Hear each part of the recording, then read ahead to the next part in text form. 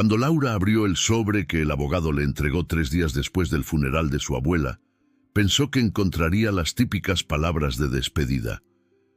Quizás algún consejo sobre la vida, tal vez instrucciones sobre qué hacer con sus pertenencias.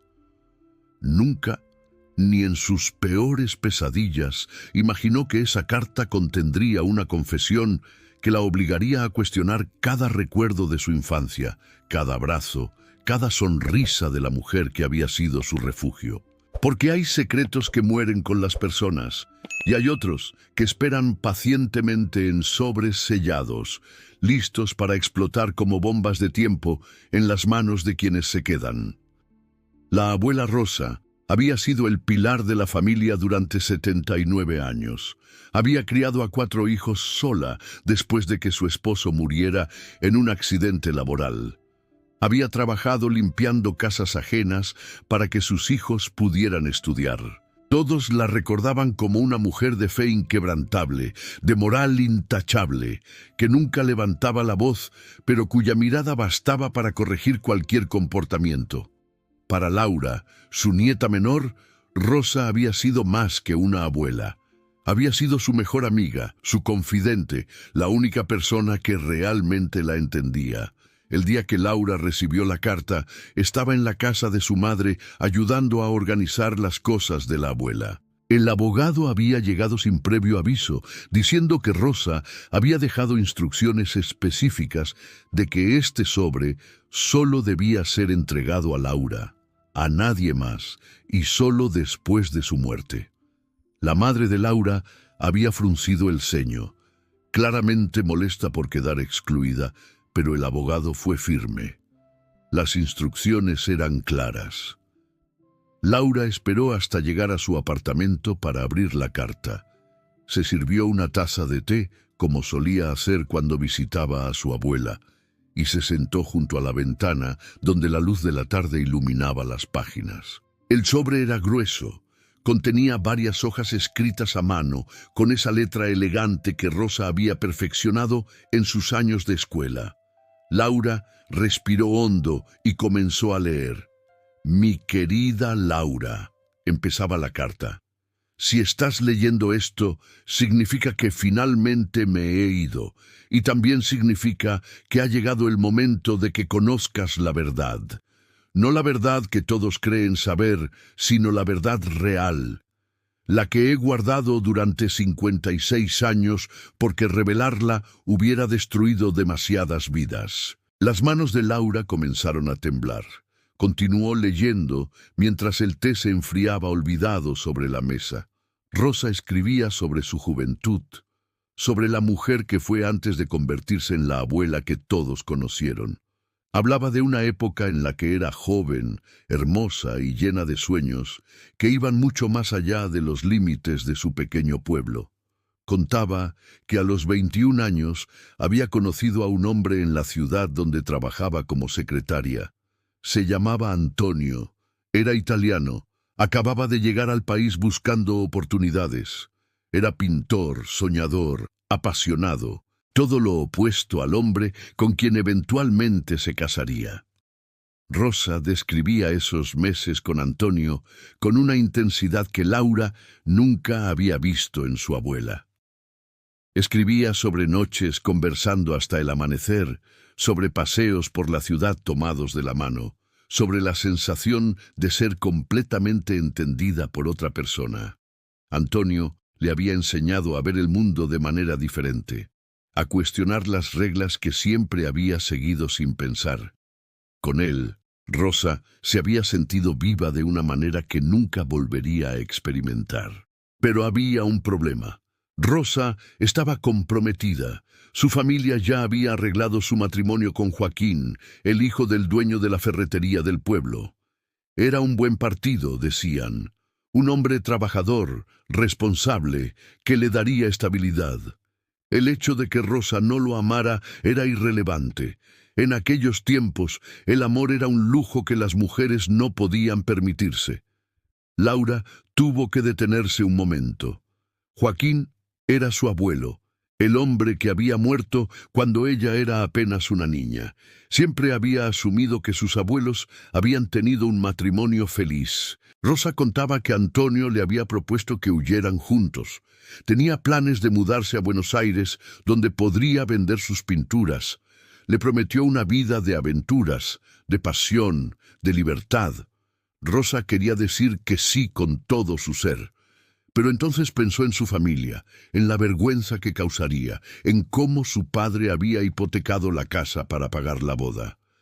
Pensó en su madre, cuya salud era frágil y que probablemente no sobreviviría al escándalo.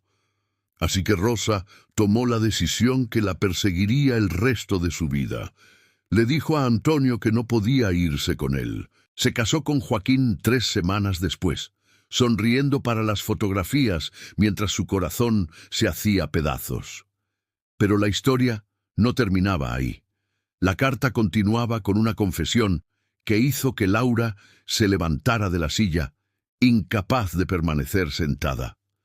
2 semanas después de la boda, Rosa descubrió que estaba embarazada. El bebé no podía ser de Joaquín, era de Antonio.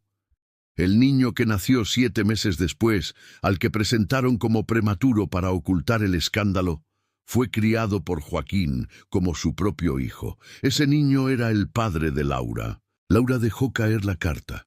Su mente trataba de procesar lo que acababa de leer. Su padre no era nieto de Joaquín. Su abuelo real era un pintor italiano al que nunca conoció. Todo su linaje familiar, todo lo que creía saber sobre sus raíces, era una mentira cuidadosamente construida. Rosa escribía que Joaquín nunca supo la verdad. Había sido un buen hombre, un padre dedicado para un hijo que no era suyo biológicamente. Rosa aprendió a respetarlo, incluso a quererlo a su manera, pero nunca de la forma en que había amado a Antonio. Cada vez que miraba a su hijo mayor, veía los ojos de Antonio. Cada talento artístico que mostraba era un recordatorio doloroso del hombre que dejó ir. Había más. Rosa explicaba que había seguido la carrera de Antonio desde la distancia. Se había convertido en un pintor reconocido en Argentina. Sus obras colgaban en museos. Había muerto 10 años atrás, sin saber nunca que tenía un hijo, que tenía nietos, que su sangre continuaba en otro país. La carta se volvía más personal en las últimas páginas.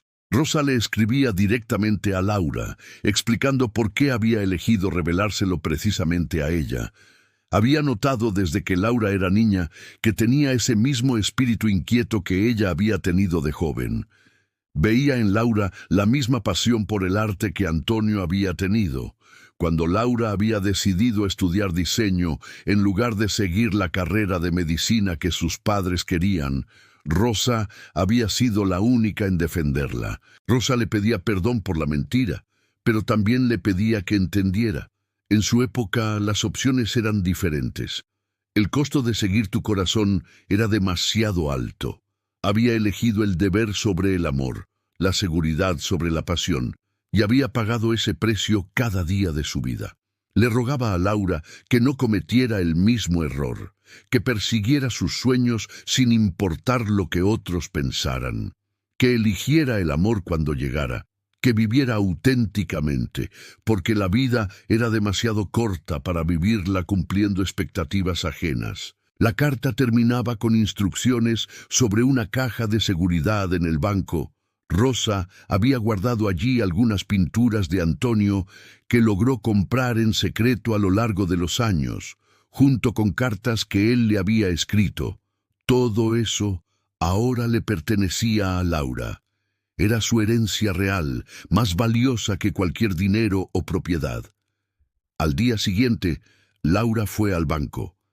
La caja de seguridad contenía 5 pinturas de Antonio. Eran hermosas, llenas de vida y color. En una de ellas, Laura reconoció el rostro de su abuela joven, mirando hacia el horizonte con expresión soñadora. También había un paquete de cartas atadas con un listón rojo, palabras de amor que habían esperado décadas para ser leídas, y una fotografía en blanco y negro de Antonio, sonriente, con esos ojos que Laura reconoció inmediatamente porque eran los mismos ojos que veía en el espejo cada mañana.